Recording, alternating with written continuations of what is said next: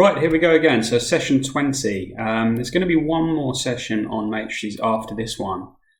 This one's a good one. We're trying to work out what a matrix will do a transformation. And you'll see what I mean in a minute. But right, let's get straight in. So transformations of the unit square. And just to make a few notes before we start. So to find out a matrix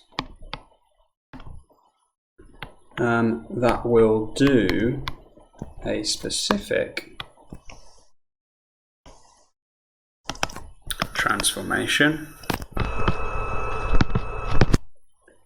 we need to consider the unit square, or the key points at 1, 0 and 0, 1. Okay. Right, okay, so what I mean by those points, the key points we're looking at are what happens if I draw a quick sketch to the points 1, 0, and I've written them like that, but that is effectively the point 1, 0, and this point here, 0, 1. Okay, so we're looking at what happens to those two shapes. And there's a few you need to know, and if you go to the book on page 244, it tells you all the types you need to know. And we're going to run through most of them today anyway. It tells you all the types you need to know. Okay? Right, it probably sounds a bit weird at the moment, but let's do an example. So let's look at a reflection in reflections. Well, reflection first, and we'll start by doing in the x-axis. Now imagine you want to create a matrix that's going to reflect all the points you want in the x-axis. It's really, really useful. So what you do is, you want to create a matrix. It's going to move all the 2D points that's going to reflect them in the x-axis. So we start step 1 by drawing out the key points, which were 1, 0, and I'm going to do this one in maybe purple, 0, 1. Okay.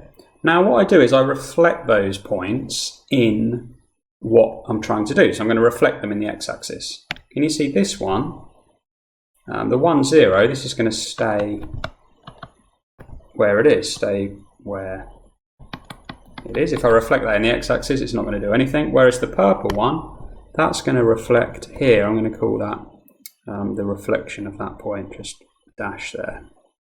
Okay, so that point reflects there, and that coordinate now is 0, -1. So that has gone to that point there when I reflect it in the x-axis. Now the matrix I want, I start with my identity matrix, which was 1, 0, that's that point, the pinky point, 0, 1, that's the purple point. Now where do those points go?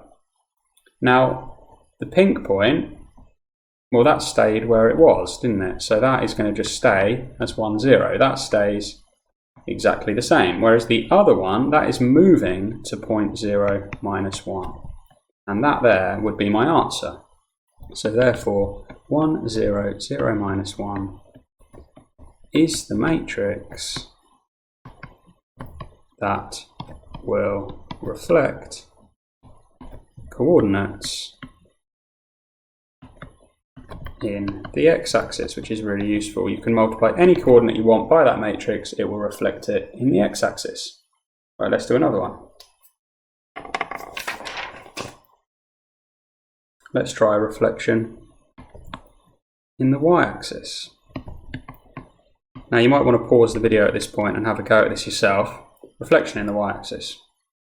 Step 1, draw out a quick sketch of your key points. So the key points are, use the same colours, 1, 0 and 0, 1. I then do the reflection. So in fact what I can do is I can just write the identity matrix there. Where does that go? So the pink point, that's the one I start with, well that's going to move. If I reflect in the y-axis, it's going to go over there. And it's going to be, the new coordinate is -1, 0. So that point there minus 1, 0. That's where that point goes when I reflect. And the purple point, well, that stays where it is, stationary. If I reflect that in the y-axis, no change at all. And that there would be my reflection in the y-axis matrix. Right, so let's do another one. Let's go reflection in y equals x. Again, you might want to pause the video. Reflection in y-axis. Step 1, draw out the points. Put in the key points here. 0, 1, 1, 0. Let's draw in the mirror line this time, which is there. If I reflect them in that mirror line, you see they're going to sort of, this point is going to go there, and that point is going to end up there. They're going to sort of reflect on each other. So 1, 0, 0, 1 goes to, well, that point is switched with that point, and that point is switched with that one. And that there is our answer. The reflection in the y-axis. Now there's one more, there is a reflection in the line y equals minus x. I'm not going to go through that one, but you need to know how to do that one as well. And there's a few rotations you need to do. I'm just going to go through one rotation, and then hopefully you can do the same again. So rotation, let's go 90 degrees clockwise, okay? So let's try 90 degrees clockwise. What would the matrix be that would transform points 90 degrees clockwise? Let's put in the points, 1, 0, 0, 1. Now if I do 90 degrees clockwise, that point is going to go there, okay, that's fine, but then that point is going to go over here, which is going to be 0, minus 1. So let's just put in the points again. Our starting position, which is the unit square, goes to that first point, became the pink point, shuffled around like, ooh, and the second point became 1, 0. So that there would be your matrix 90 degrees clockwise.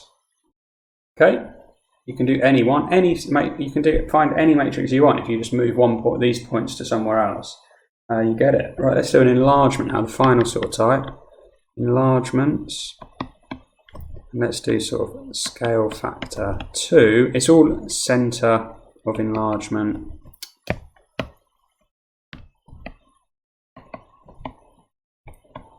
Center of enlargement 0, 0. You only get asked centers of enlargement 0, 0. So let's draw it in. Draw in our points. Start with that one. 1, 0, 0, 1. Now if I enlarge these by a scale factor 2, can you see it's just double? So this point is going to just come twice as far away. It's going to move twice as far away, and so is that one. That one's going to become, it's going to move over there. So 0, 2. So our identity matrix is going to shift. That point shifts onto 2, 0, and that point shifts onto 0, 2, and that there would be the enlargement scale factor 2, center 0, 0. Okay? Right, you can find any now. You could find any transformation you want just by doing that technique. Now, you might be asked the other way. So the other way round, the other way. So if we've got a matrix, so the question might be, what transformation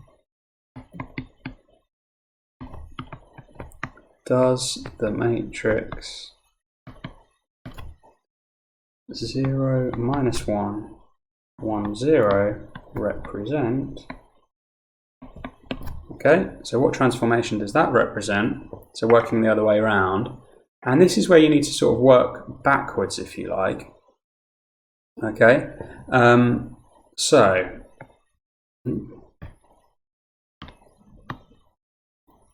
let's draw on those points. So 0, 1, 0, 1 is the first point, 0, 1, and the second point is minus 1, 0. Now you have to think, well, how do you go back to the original is 1, 0.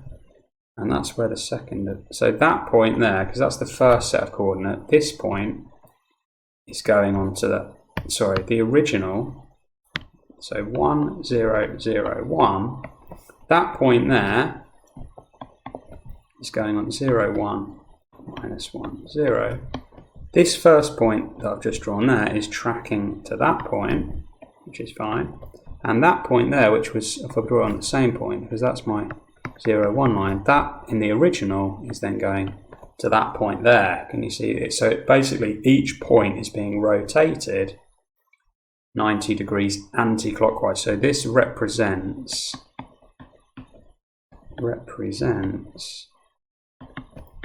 a 90 degrees anti-clockwise transformation.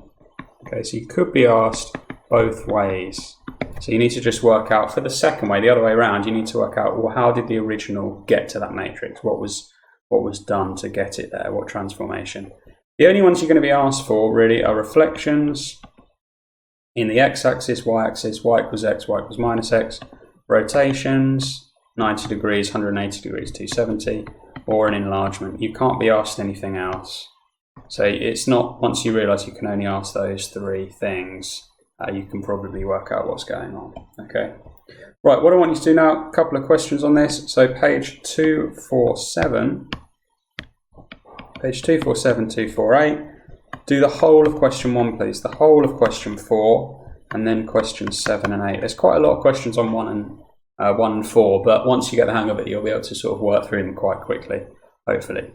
Okay, well done, and tune in for the last session on matrices next time. Well done.